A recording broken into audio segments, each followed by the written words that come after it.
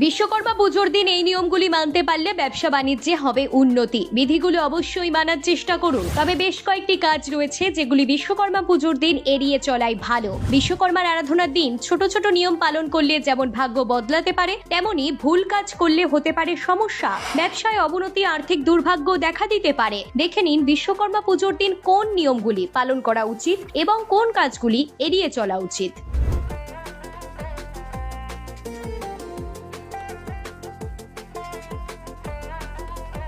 আগামী 17 সেপ্টেম্বর বিশ্বকর্মা পুজো। প্রতি বছর ভাদ্রপদ মাসের শুক্লপক্ষের চতুর্দশী তিথিতে বিশ্বকর্মার পুজো হয়। এই পুজো ভাদ্র মাসের শেষ দিনেই পালিত হয়ে আসছে।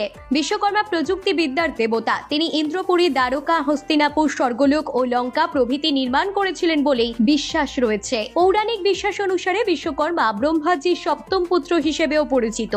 পুরাণ অনুযায়ী বাস্তুশাস্ত্র প্রথম তৈরি করেছিলেন বিশ্বকর্মাই, অর্থাৎ বাস্তুর আদি পুরুষ তিনি। তাই বাস্তুকে দোষমুক্ত করার জন্য অত্যন্ত শুভ এই দিনটি। ব্যবসায়িক কাজে উন্নতি পেতে বিশ্বকর্মা পুজোর দিন করুন এই বিশেষ কয়েকটি কাজ। বিশ্বকর্মা পুজোর দিন বাড়িতে থাকা যন্ত্রপাতি সরঞ্জামের প্রতি আরো বেশি যত্নশীল হতে হবে। বাড়িতে থাকা কাজের যন্ত্রপাতিগুলিকে পরিষ্কার পরিচ্ছন্ন রাখা বাঞ্ছনীয়। এছাড়াও অয়েলিং করে ধুয়ে মুছে রাখতে পারলে খুবই ভালো। ব্যবসায় উন্নতির জন্য বিশ্বকর্মা পুজোর দিন বাড়ি এবং দোকানের উঠোনে 8টি ফুল রেখে একটি পদ্মের আকার তৈরি করুন। এবার তাতে 7 ধরনের দানা শস্য দিন। এবার বিশ্বকর্মা পুজো করার পর সেখান থেকে সিঁদুর নিয়ে তাদের গায়ে ছেটান। পুজো শেষ হলে এই জিনিসগুলো সাদা কাপড়ের মধ্যে মুড়ে আপনার দোকান বা কারখানায় রেখে দিন। এতে ব্যবসায় উন্নতি আসবে। এদিন বিশ্বকর্মা দেবের আরাধনায় বোঁদে লাড্ডু নিবেদন করে পুজো করা খুবই শুভ। এতে ভগবান সন্তুষ্ট হন এবং ধন সম্পদ লাভ করতে পারেন ওই ব্যক্তি। এই দেবতার উপাসনা করার পাশাপাশি কলকারখানার হাতিয়ারগুলোকেও পুজো করলে উন্নতির পথ খুলে যাবে।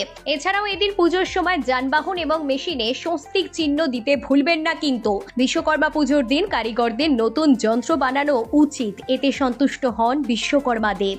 যদি দীর্ঘদিন ধরে ব্যবসার সমস্যা থাকে আপনার, তাহলে এই দিন কোনো অভাবী মানুষকে সাধ্যমতো কিছু সাহায্য করুন। এতে সন্তুষ্ট হবেন বিশ্বকর্মা, ভাগ্য ফিরবে আপনার। এই পুজোর দিন কোন কাজগুলি এড়িয়ে চলা উচিত জেনে নিন।